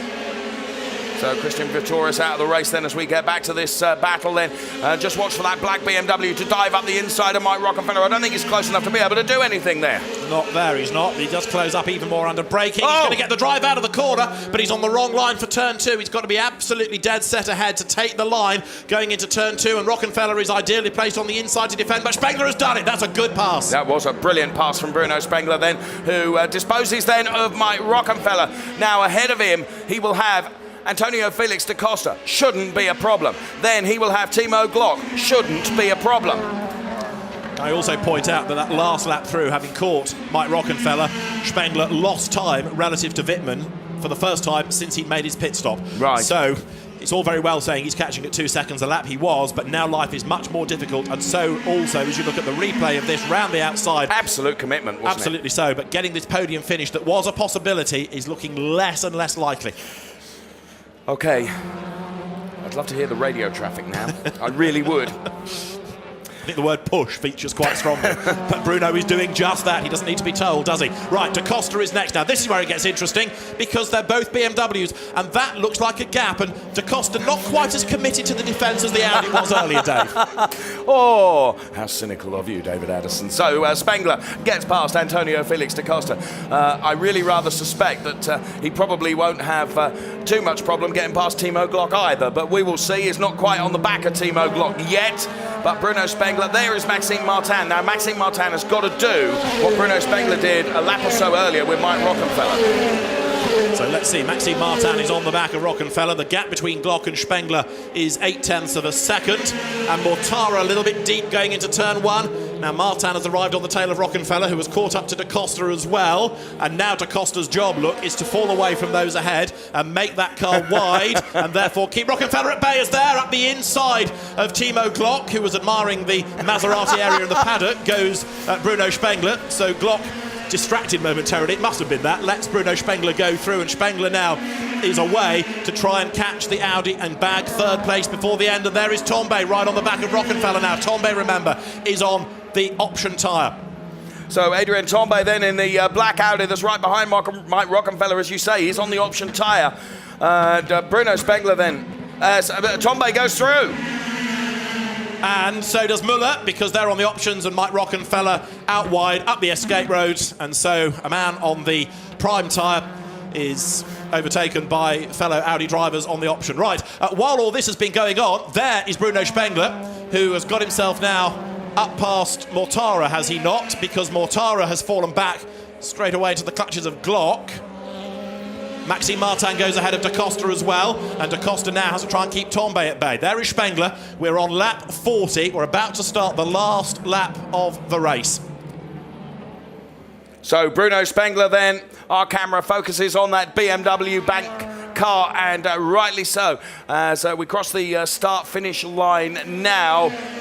Well, he's done it for the podium. He got past Mortara very easily indeed. There is Muller on the back look of da Costa as they come across the line, but Spengler is 26.8 seconds back, which is a very, very big gap indeed. And now through past Timo Glock then goes Maxime Martin. No surprise there. Look at the darkened cloud there. It's just going to come too late if any rain comes, isn't it? It's not going to affect this race, but it's Wittmann, Molina, Spengler. Okay, but fourth is up for grabs, isn't it, before the end? Because now, Martin, look, you can just see at the head of the shot there, has got himself onto the back of Edo Mortara. So it is going to be Mortara versus Martin for fourth place to the end of the race. Up front, Wittmann is leading by nearly 6 seconds from Miguel Molina, but there are still places to be resolved behind. Tombe driving like an absolute demon in the final stages of this race. He's got Timo Glock ahead of him, and there he had to use opposite lock just to control that car. So hard is he pushing there. And he's going to get up alongside Timo Glock. Do they touch? Yes, they lean on each other. Tombe tries to cut ahead and he's done. He's got the better tyre, he's got the grip, he's got the drive, he's got the speed out of the corner. And look in the background as well. Muller at the inside of Da Costa. Done it. Gains the place. And Da Costa then out wide. Well, everything happening in the closing stages of this race. There's the BMW bank car going through. Here's Maxime Martin. And this, remember, is the battle for fourth place now. Wittmann, Molina, Spengler is going to be the podium, so Spengler will have done that great drive. But for fourth place, who is it going to be? They're absolutely nose to tail as they work their way up towards the line then. We've got one more lap to run for race leaders who've gone through. 7.7 seconds to go, and fourth place is not done yet. Spengler is 16 seconds back from Molina, and he's catching him at 4 seconds a lap, but he's going to run out of time. We're on the last lap, so this is the one that could change at turn one. Mortara just ahead of Martin. So, can Martin do it? Not there. And look at Tombe right on the back of them now. And Muller round the outside of Glock, and they touch, and Muller has spun. The Audi rotates just as they came out of turn one. There he is. There's debris all over the road. Rockenfeller was out wide in avoidance. There are bits of car. Some of that is BMW as well as Audi on the floor as Martin comes up to try and get alongside now for fourth place. He can't, and Tombe tries to buy into it as well. It is Audi catching BMW, stuck behind a slower Audi significantly. So Tombe here is the one to watch in the Playboy colours. There is our race leader. I've almost forgotten about him. He's 7.7 seconds to the good, but he is leading this race. And barring disaster, Marco Wittmann is going to take the win. But what a race this has been towards the final stages here. Marco Wittmann with the Ice Watch livery. He has done absolutely everything perfectly. I really thought that this could be his year, and so far maybe it is going to be so, but this is going to be one huge tick for him as he rounds turn 14 and heads for the checkered flag. Marco Wittmann takes the win. His second win of the season. Brilliant drive by Marco Wittmann. Inch perfect. There's a little stoppy in front of the team as Miguel Molina takes second, and then it's time for a deep breath as third and back pour through. Bruno Spengler then takes third, ran out of laps. Interesting how the option tyres seem to give people the advantage to pull away early on, but Spengler not able to get close enough towards the end. Third place is good from ninth on the grid, but 15 seconds adrift. Glock has got a problem. He's got a punctured tyre by the look of it. Yes, he has a legacy of his clash. So fourth at the end is just going to be Mortara. Tombe bags fifth ahead of Maxime Martin. Seventh over the line is Jamie Green. Da Costa is eighth. Ekstrom is ninth, and Rockenfeller is 10th. 11th is Robert Wickens, the best Mercedes driver, ahead of Nico Muller after his spin. And Timo Glock, who really, you could argue, should be on the podium, is limping round to the finish. And number 22 is under investigation, which is Nico Muller, for the incident at turn one. But I thought he went round the outside, so maybe he cut across, and that's what triggered the contact. The stewards will have a look at it. Tomczyk takes 13th, Wehrlein 14th. 15th across the line in the end is Joey Hand. In 16th place is Daniel Junqueira, and there, I'm afraid to say, is Timo Glock, and he's going to cross the line in the pit lane, and ultimately then it's going to drop him to last place, depending on if Petrov and De Resta can sneak ahead of him. Miserable finish to the race for Timo Glock, because Petrov takes 17th, and 18th place goes to Paul De Resta. 19th in the pits is Timo Glock. Right, so here is how it all happened on the last few laps. That was how Spengler easily got himself onto the podium, because it was a mistake out of Mortara going into the chicane. We didn't see it at the time. So that was how a big chunk of time was gift wrapped to Bruno Spengler. Right, tick, we sorted that one out. This is what Mortara did wrong from the onboard up the escape road. And that was just, as you say, the Christmas present, wasn't it, to was Bruno rather. Spengler? Right, this was Tombe versus Glock. And they got a bit physical, didn't they? Yeah, well, poor old Timo, you see, that BMW has a magnet in it because it attracts Audis. We've seen that from Mortara as well as Tombe. This is Muller, round the outside on the last lap. He's got his nose just about in front, tries to turn in, there's contact, and Glock sort of shovels him out of the way. Bits of carbon fibre go everywhere. Bang, he gets another whack. That's what it did for the tyre. Yes. So that was that bit of contact. Here's how Glock saw it. Okay. Hard to give real blame to either for that. Was it just one of those things? Glock certainly ran deep into the corner, and there was a bit of a twitch. You saw him have to correct the car. Muller on the outside. Anyway, he came off badly, but Glock came off worse. That's how Jamie Green saw it and thought, whoopee, one place gain. I'll get another one down the hill if he doesn't get back on the road. But by this stage, the tyre is deflating, and others lucky not to get punctures by running through all that debris. Yeah, there was a lot of debris across there, wasn't there? Because the contact was kind of two-pronged, really, wasn't it? Yeah. And there is Timo Glock with the resultant damage then and the destroyed rear tyre there, as long as with quite a lot of destroyed bodywork as well. So thanks, Sebastian. There was all the crazy stuff. What a drive from this man. Well, yeah, when Verena goes to talk to Marco Wittmann and says, that was a crazy race, he'll look at her and say, was it? Because he's done nothing all afternoon apart from drive round absolutely faultlessly on the perfect lines, and he's done a brilliant job, fair play. It all kicked off behind him, and it turned out to be a much more lively race than maybe we anticipated. But yes, Wittmann has put himself, importantly, as really now the cheerleader for BMW. He has put himself as top dog within the BMW ranks. He's beating more experienced drivers. He's beating former champions. We've had 3 races. He's led all 3 and he's won 2. And we did say, going into the start of this race, that if he could get away, the overtaking opportunities are so rare here, although we've seen overtaking opportunities and chances and places where we never thought they existed in truth, then it would be the job for him, wouldn't it? And that's exactly what he has done, delivered absolutely perfectly. So Marco Wittmann, and I wholeheartedly agree with you, when Verena says, what a race, he's going to say, really? He's pretty chuffed about it, though. Yeah, he is, and deservedly so. Marco Wittmann doesn't give out smiles unnecessarily. But he will be very, very happy. First and third, incidentally, for BMW. Let's hear from Jens Marquardt. Yes, I'm here with a very happy Jens Marquardt. We're right here where the action is. It's really loud, but first of all, congratulations to a victory. We've got a first and a third place. Well, super result for us, really. Marco from the top, really a very, very strong race. Behind, I have to say, I'm really disappointed the way some guys behaved here. This was not proper racing, this was improper, and this needs to be looked into. But I'm super happy for Bruno because this in the end helped him to catch up. But this shouldn't be racing, we should be racing properly. So yeah, happy on one side, super happy, but in some respects also not so. Okay, thank you very much, Jens Marquardt, and back to you guys. Thank you, Verena. Now, it's not very often you see Jens Marquardt quite so cross as that. And obviously, he isn't happy in one respect, as he said. Well, it's a fair point. There has been a lot of damage. It's good for us. We think it makes great TV. It's exciting racing. Yes. But if you're Timo Glock, to take one example, you'll be mighty miffed because towards the end of that race, under now a leaden sky, you've had a decent result snatched away by aggressive driving. Now, in fairness, Timo Glock is no walkover, so he made it difficult for those and he gave as good as he got. This is how they crossed the line.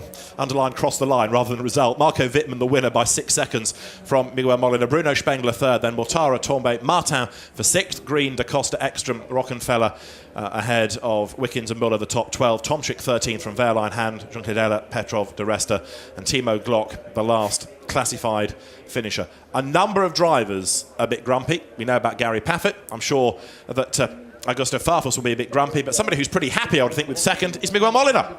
Yes, I'm here with Miguel. Miguel, congratulations to second place. You were really fighting and pushing really hard. Are you glad? Yeah, actually, it was a good fight. The car was really good. We finished P2. It's a good result for the championship.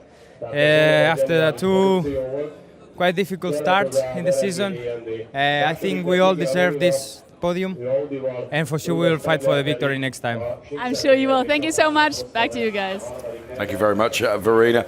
There we can see Jens Marquardt congratulating Bruno Spengler, who, the race really came alive over the closing stages, didn't it? After the strategy that you described and where the time had got to be made up and what he'd got to do, and well, very, very interesting. Somewhere out there are 15 seconds Yes. that Bruno Spengler lost. Now, in theory, he should have been almost like a handicap race, back up with the leaders come the very end.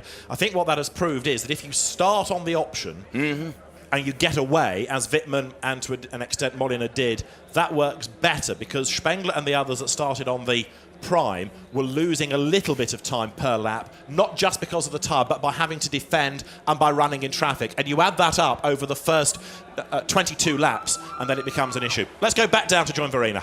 Yes, I'm here with the winner, with Marco Wittmann. Congratulations, you certainly did a perfect race. No mistakes, no nothing, you were just on a fly. How does it feel after such a perfect race? Yeah, actually really, really great. As I said yesterday already, the key will be the start of the race. It was close to Timo, but I was still on the better side in front of him. And from then onwards, I tried to make a gap, tried to get out of the DRS window, which worked well. And then it was important, if we change to the prime tires, to stay focused, do no mistakes, and hold the gap. And finally, that's what happened. And it's just a great result. P1, second win in the season. It's just unbelievable. And it can stay like this, right? Well, we will see next races. All right, enjoy your victory. Thank you so much. Back to you guys. Thank you, Verena, very much. And Timo, Marco smiling. Yeah, this Timo not. Scheider's car on the flatbed. Just going back to my Spengler and his 15 seconds, I think also some of that time was lost when we had that crossover between an old set of primes and a new set, because he was a little bit slower in that 2 or 3 lap window, wasn't he, after Wittmann had gone on. I think he lost a second a lap or so there. They weren't quite as just good. On that crossover section. On that 3 lap window, that period before he made his stop. So, you add it all together, and still a big chunk of time to lose, and no doubt we'll hear from Bruno Spengler shortly. This is how the championship looks. Fascinating, Dave. Yeah, it is. And look who's top of the championship now. Marco Wittmann. Mike Rockenfeller felt that he might lose the lead of the championship, and he was right, and it's gone the way of Marco Wittmann, who on 50 points. Then it's Rocky on 31. Edo Mortara is at P3 in the championship now with Molina, Tombe, Vitoris, Spengler, Ekstrom, Farfus, De Resta, Glock and Martin. Top 12 in the Drivers' Championship.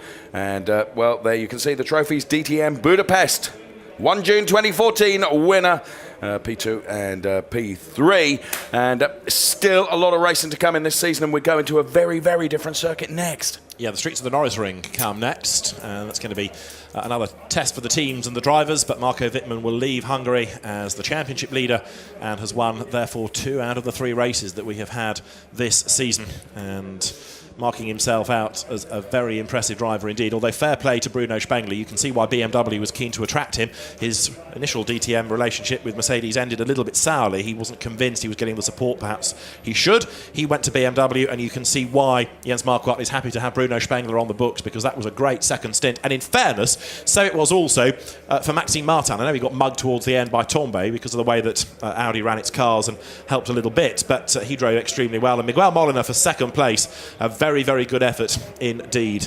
So Audi delighted with that as he came through to finish in second place, having started third on the grid. The big losers of the day, Timo Glock, Augusto Farfus, because they were in that top 6 on the grid. And Bruno Spengler started 9th. He did say in a very long interview after qualifying yesterday that you never know in the DTM, anything can happen. We'll see how we do on the strategy. Well, Marco Wittmann's drive is a good one, but Bruno Spengler from 9th to 3rd, equally impressive for different reasons. Yes, I think you're absolutely right there. You mentioned there some of the casualties, if you like, of the race.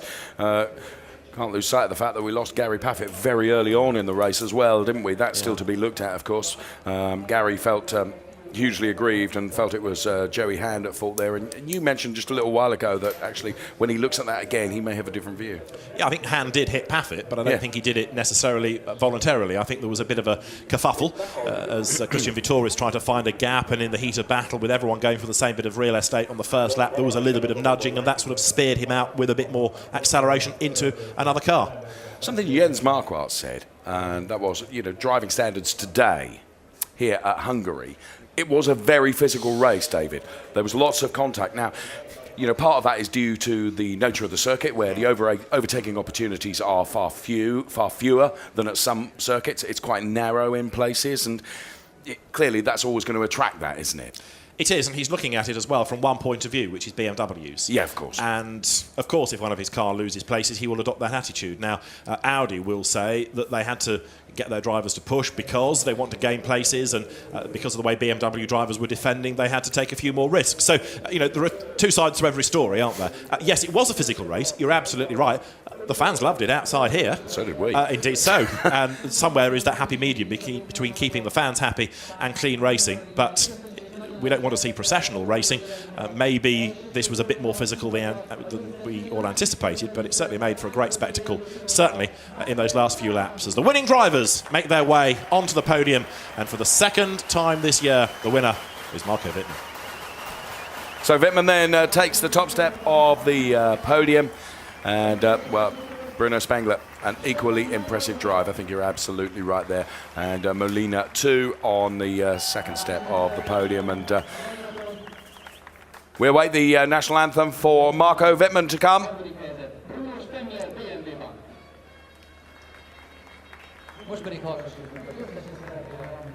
Just all the dignitaries making their way onto the podium. Here it is.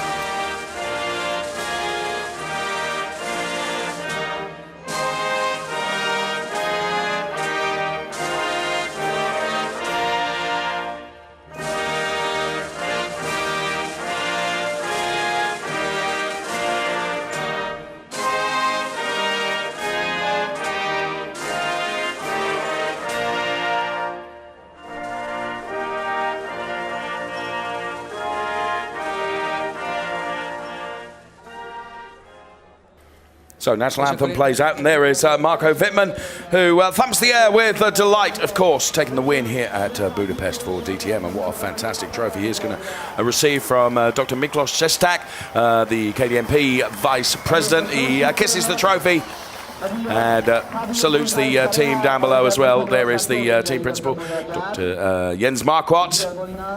The team trophy presented to the BMW squad for the Reinhold Motorsport team.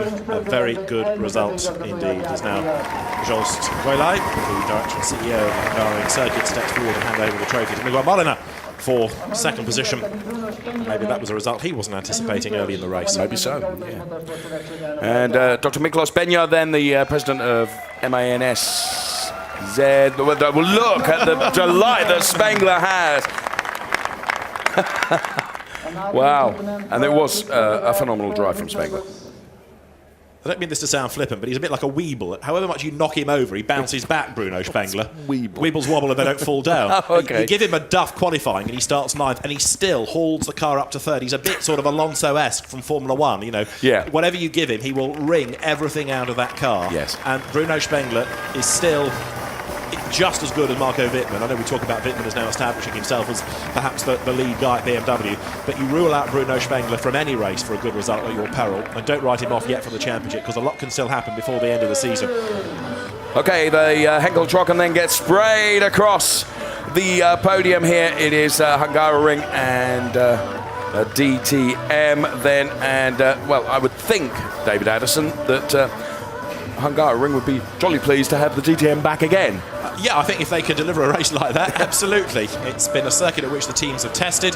They have spent days and hours getting the last thousandth of a second out of the car, and all that's been lobbed out of the window by some people with sharp elbows, and a race that ended up being very physical. And I have to say, this new tyre rule that's been brought in this year with the length you can run, the options of the primes, has certainly made for some very interesting races. It's not given us the sort of handicap race, everybody together at the end finish. There is still some strategy as to when you use them and how you drive on those tyres, but it certainly gave us a fascinating end to what was a very lively race here at the Hungaroring.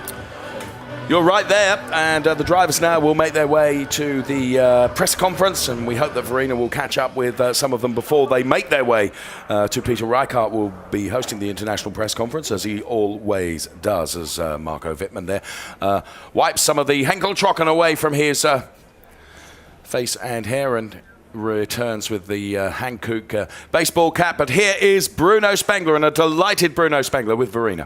Absolutely, it's still drying up. There we go. Congratulations from P9 to P3. You really are a fighter. Thank you. Yeah, I'm very happy. I mean, yesterday was a tough day. You know, we did not have the qualifying we hoped for. We struggled with the car. My team did everything they could, but we just struggle. You know, you don't hit the window all the time. It's such a tough series. And today, I mean, in the race, especially on the second stint with the option tires, the car was so good. I mean, it was flying. It was like an airplane. My car was really fast. So I enjoyed, you know, from lap 1 on the option tires to the very last lap, I enjoyed. I was catching up. Could push like I wanted. Great strategy for my team. My guys did an amazing pit stop. It was very fast. So thank you to Team Schnitzer, to BMW. And it's great, you know, 2 BMWs on the podium today. It's really nice. It's a great day for you. Thank you so much, Bruno, who is now flying an airplane. Back to you guys. Brilliant, Verena. Okay. It was a great drive, in fairness to Bruno Spengler. Had he been able to keep chipping away at 2 seconds a lap, he'd have been 15 seconds behind in the end. Well, he's still got his podium finish, helped a bit by the mistake from Mortara, but it did show in the latter laps of the race how the option tyre worked better than the primes, and our teams now starting to think that they all ought to start on the option. I don't think so, because internally you'll still want some of the drivers within a brand, within the manufacturer camp, doing different things. And of course, if there is a late race safety car... Exactly the point I was going to make. All you can ever do is look at the case scenario, can't you? You can only plan for us. You can't plan for every eventuality, and there's always going to be things happen in the course of a race which will throw your planning out completely. And I think we've seen some of that today, haven't we? And what would have happened if over the last 5 laps the predicted rain had come? Well, indeed. I mean, people would have had to either tiptoe round or be really bold and go onto wets, depending on the deluge that we got. Sure. We've had 3 races, 2 of which have been dry, and different types of circuits. Hockenheim, very wide, very fast. Hungaroring, tight and twisty and narrow. What can you read into all the strategies thus far as we look at some of the highlights of the race? This was the start.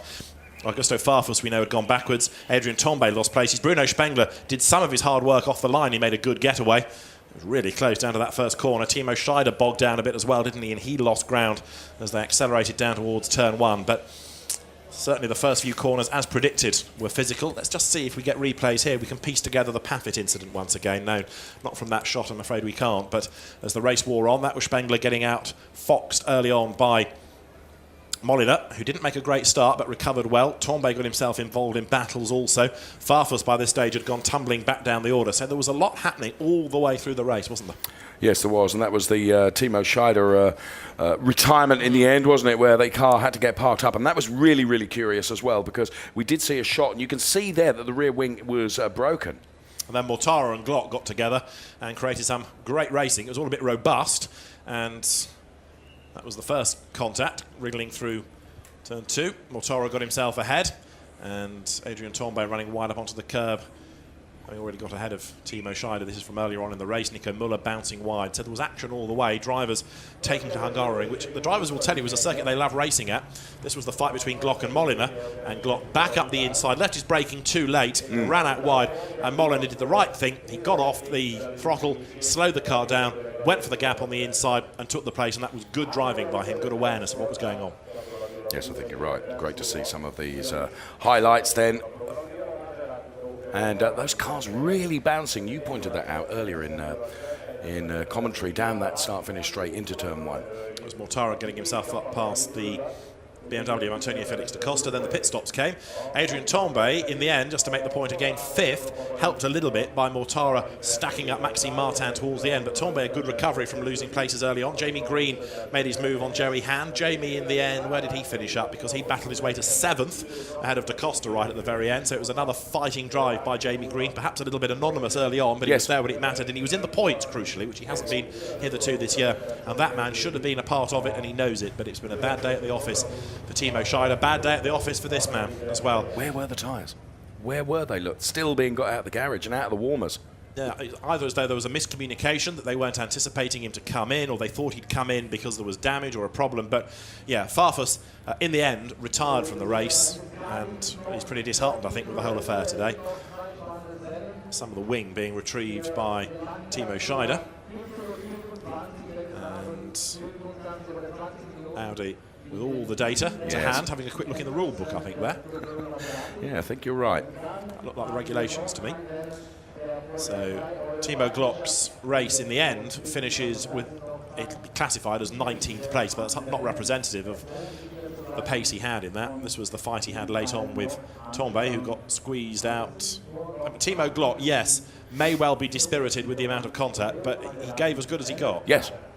Yes, I think you're right.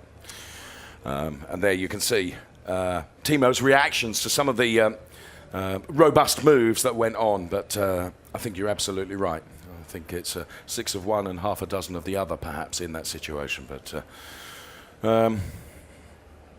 here we see another slow-mo of, or replay rather, of one of the pit stops there.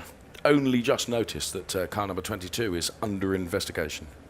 Yeah, that was, I think we just touched on at the end of the race, but that's Nico Muller who'd gone round the outside, and that strikes me as a bit odd given the replays we've had. But anyway, Nico Muller under investigation as we head now to Peter Reichart and the press conference.